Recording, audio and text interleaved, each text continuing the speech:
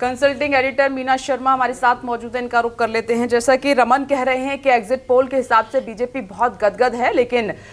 जो India alliance है, India block है, वो भी लगातार कह रहे हैं कि आज परिणाम कुछ और होगा, तस्वीर कुछ और होगी, क्योंकि 2004 का हवाला दिया जा रहा है कांग्रेस की तरफ से, क्योंकि एग्जिट पोल तब फेल हो गए थे। लेकिन 2024 से इस बार मुकाबला बहुत अलग रहा है, कई परिस्थितियों को आप देखेंगे तो। मीना शर्मा, मैं आपसे ये जानना चाहती हूँ कि राजस्थान को लेके भी कई सवाल उठे हैं, आपका अनुभव क्या है? ग्राउंड जीरो पर आपने स्थिति क्या देखी है? क्या 25 की 25 बीजेपी को जा रही है, या फिर आज रिजल्ट जब आएगा असल परिणाम तो कम ज्यादा हो सकता है? देखिए, शुरुआत आपकी 2004 का जो उदाहरण दिया आपने, उससे अगर हम करें तो 2004 में जब अटल बिहारी वाजपेयी जी की सरकार थी और बात हो रही थी इंडिया शाइनिंग की, लेकिन इंडिया शाइनिंग के उस नारे के बीच में पूरे एग्जिट पोल उस समय ध्वस्त हो गए थे।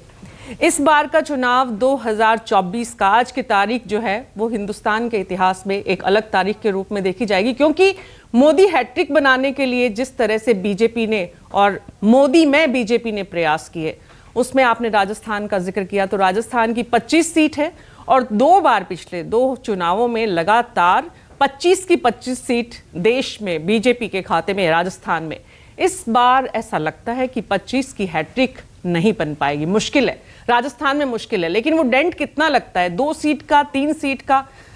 अगर हकीकत की बात करें तो 10 से 14 सीट ऐसी थी जिन पर कंपटीशन बहुत अच्छा था, मतलब फाइट थी बहुत जबरदस्त, लेकिन कांग्रेस पार्टी ने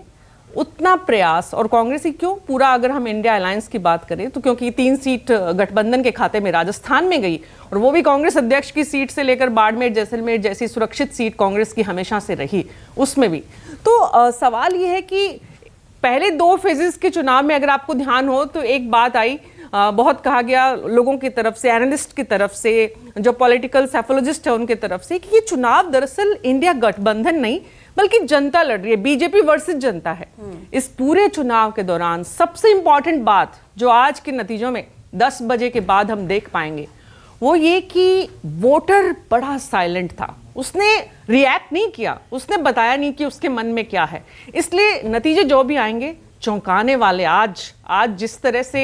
एग्जिट पोल में 400 पार का जो नारा बीजेपी का था, उसकी रिफ्लेक्शन भी एग्जिट पोल में देखने को मिली है, और वो अगर हो जाए तो भी कोई आश्चर्य नहीं होगा। लेकिन अगर बीजेपी को बड़ा झटका लग जाए, क्योंकि ये सब कुछ वोटर ने अपने मन में रखा, तो वोटर ने क्या कुछ अपने मन में दबाकर वोट में तब्दील कैसे किया है, वो आज देखना काफी दिलचस्प होगा। और 10 बजे बाद जो तस्वीर निकल कर आएगी वो भारतीय राजनीति में, क्योंकि जिस तरह से आज चुनावी नतीजों के सामने आने के साथ साथ पूरे देश में सुप्रीम कोर्ट तक को अगर कोई बात कहनी पड़ रही है कि हमें ध्यान रखना है, और चुनाव आयोग जिस तरह से इस पूरे मामले में विवादित रहा, इस 2024 के चुनाव की जब भी चर्चा होगी, चुनाव आयोग की भूमिका की भी बहुत बड़ी चर्चा होगी। अगर आप ये कह रहे हैं कि राजस्थान में 25 की 25 सीटें इस बार बीजेपी को मिलना मुश्किल है,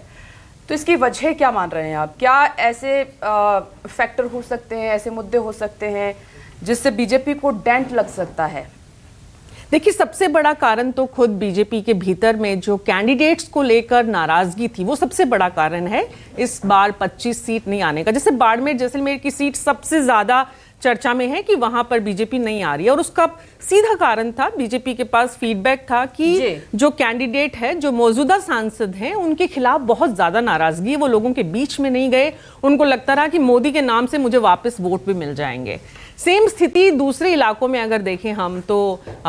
हम शेखावाटी में जाते हैं, सीकर जिले की जो सीट है, आप देखिए कांग्रेस पार्टी ने वो सीट अपनी, जहां से अध्यक्ष आते हैं, वहां पर जो सुमिधानंद सरस्वती हैं, उनके खिलाफ भी लोकल बीजेपी में ही एक तरह से एकजुटता नहीं है। तो बीजेपी के भीतर की जो पॉलिटिक्स, वसुंधरा राजे एक फैक्टर जिसने विधानसभा चुनाव में भी बड़ा नुकसान किया था, इस बार भी कई सीट है, जैसे चूरू की सीट को आप देखेंगे तो राहुल कस्वां जो कि बहुत करीब वसुंधरा राजे के रहा, और उनका परिवार पिछले 35 साल से, उनके फादर लंबे समय तक एमपी रहे, उसके बाद वो पिछले 3 बार से एमपी हैं, इस बार उन्हें टिकट नहीं मिलने से वहां पर भी जो पार्टी के भीतर की। बिल्कुल मीना जी, बहुत बड़ी बात आपने कही, राजस्थान में अंतरकलह इस बार देखने को मिला, और ये बड़ा फैक्टर हो सकता है, खास तौर पर विधानसभा में भी देखने को मिला। तो क्या वाकई 25 सीट इस बार मिल पाएगी, इस पर सबकी निगाहें रहेंगी।